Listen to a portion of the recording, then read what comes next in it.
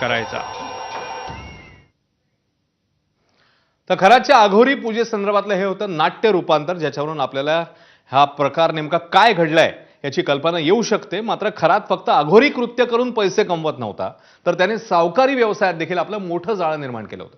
विश्वसनीय सूत्रांनी एबीपी माझाला ही माहिती दिली आहे। खराच्या सावकारी व्यवहारांमध्ये कोणतीही अधिकृत नोंद नसल्यामुळे सर्व व्यवहार पूर्णपणे बेकायदेशीर पद्धतीने चालवत असल्याची माहिती आहे। पैसे परत करण्यासाठी विलंब करणाऱ्यांवर तो विविध मार्गांनी दबाव आणत होता असंही कळतंय। खराच्या या अनधिकृत सावकारी व्यवसायात काही बडे राजकारणी अधिकारी वर्गाचा सहभाग आहे असा संशय आहे। खराचे काही बडे भक्त त्यांचा काळा पैसा सावकारीसाठी पुरवत असल्याचा देखील संशय आहे। या प्रकरणी एसआयटी आर्थिक कागदपत्रांची तपासणी करत असताना काही महत्त्वपूर्ण बाबी समोर येण्याची शक्यता आहे।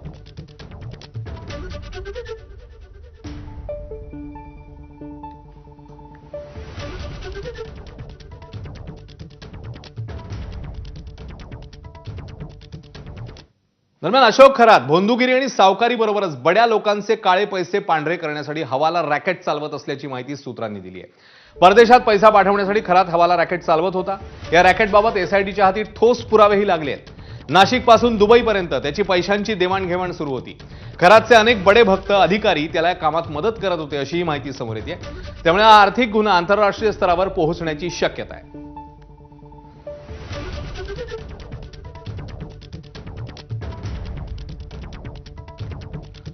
तर नाशिकमधल्या भोंदू खरात विरोधात शुक्रवारी रात्री उशिरा 2 गुन्हे दाखल झाले आहेत। एका महिलेचं लैंगिक शोषण केल्याप्रकरणी गुन्हा दाखल झालाय, तर एका कापड व्यावसायिकाची आर्थिक फसवणूक केल्याप्रकरणी खरात विरोधात आता दुसरा गुन्हा दाखल झालाय। त्यामुळे अशोक खरातवर आतापर्यंत एकूण 10 गुन्हे दाखल झाले आहेत। यामध्ये महिला अत्याचार प्रकरणी 8 गुन्हे आहेत, तर आर्थिक फसवणुकीचे एकूण 2 गुन्हे हे दाखल झाले आहेत। तर एकूण 10 गुन्ह्यांची नोंद सध्या खरातवर आहे।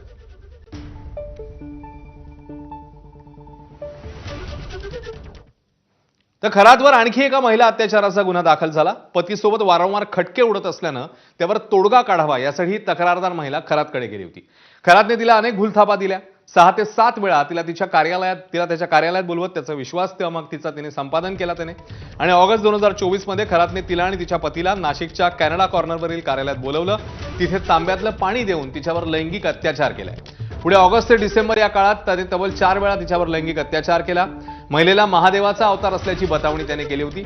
लैंगिक अत्याचारानंतर त्याने तिला धमकी दिली। महिलेने कोणासमोर हे उघड केलं तर तिच्या मुलांना मारण्यासह तिचं आयुष्य उद्ध्वस्त करण्याची धमकी देखील देण्यात आली होती असं या तक्रारीत म्हटलंय।